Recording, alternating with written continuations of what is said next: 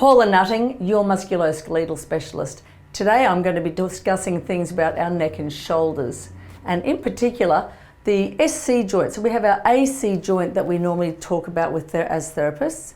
And we also look at our SC joints that's not quite often treated. Now your sternocleidomastoid joint is part of the clavicle, and remember that it's also going to be affecting the scapula and how the shoulder sits in that socket space.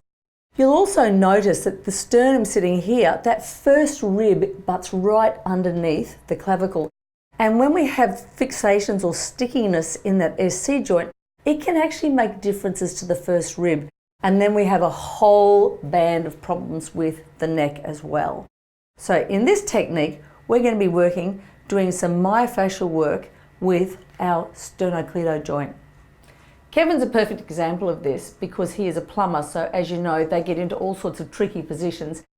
Occasionally he will complain of neck and shoulder problems, and when I was palpating the AC and SC joints, he is actually quite stiff and sticking in that joint. So my thumb is just dropping down into the manubrial space and over onto the SC joint.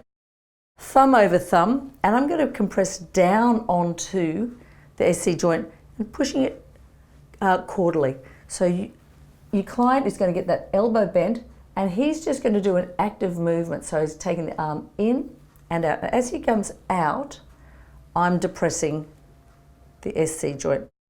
Now it's a little saddle joint and it can get a bit sticky.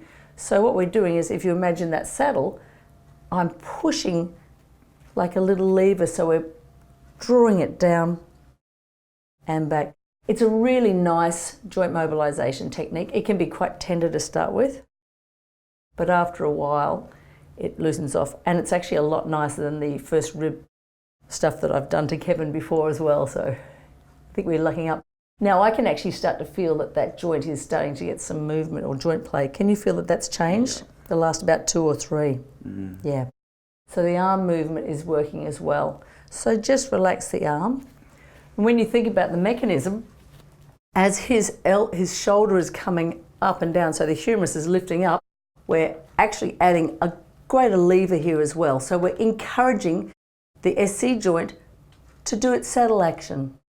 This is a great technique. Use it on anyone who's exhibiting first rib stiffness, shoulder pathologies, or even just when the SC and AC joints feel a little bit stiff and sticky. I'm Paula Nutting, your musculoskeletal specialist.